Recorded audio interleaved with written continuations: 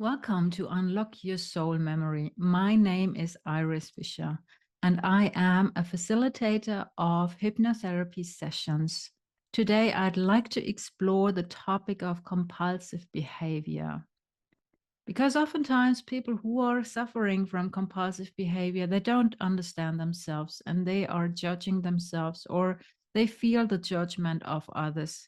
So in case if you are suffering from that or know someone close who is suffering from it, in my opinion, the first step to recovery is to understand yourself or to understand this kind of behavior.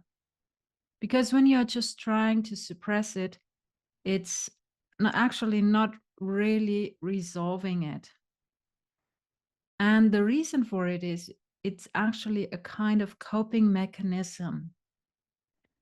It's a strategy from your subconscious mind to avoid overwhelm or avoid moments where you could lose control.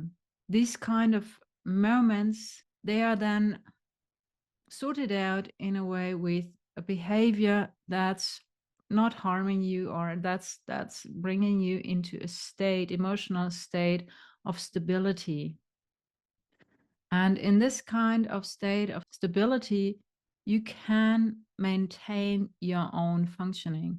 You can maintain your everyday life.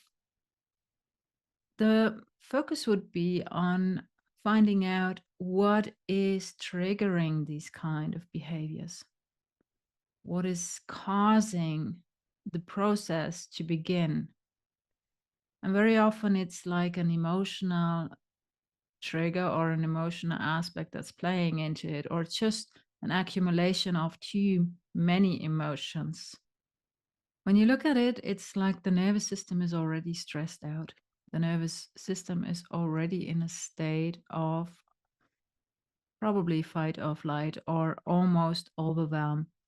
And the way to maintain the state of not losing control, of not running into this overwhelmed state, is to have this kind of behavior, which might not make a lot of sense when you're looking from the outside. And maybe it doesn't even make sense to the person who's suffering from this compulsive behavior.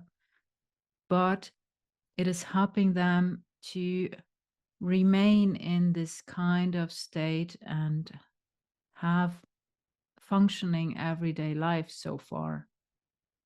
So the parts that actually are causing the overwhelm are interesting, and those are the ones that need to be focused on. Those are the ones that need to be addressed, but in a safe space. And if the underlying cause is resolved, the compulsive behavior is not necessary any longer.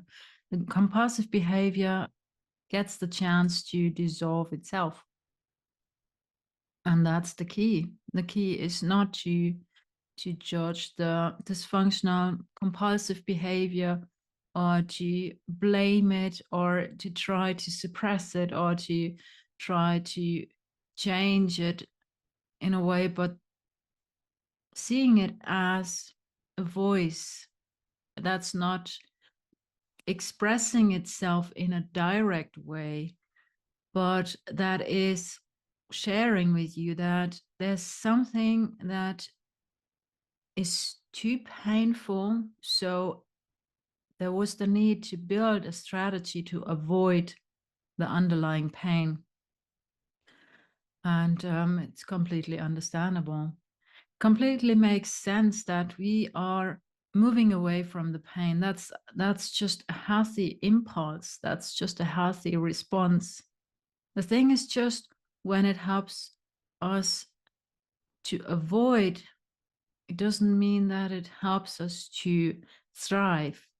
So therefore, if you choose yourself and if you choose to move towards thriving in life, give yourself the gift of not being held back by the hidden wounds that are creating coping mechanisms in order for you to simply function. Because you deserve way more. You deserve to live a life in fulfillment. And the fulfillment won't come if you are running away from those stories, if you're hiding those stories underneath. Compulsive behavior is not something that's written in stone. It can be changed, but not by simply focusing on this kind of behavior, but by focusing on what is causing it, what is the underlying energy. If you feel you would like to work on that, I'm more than happy to help.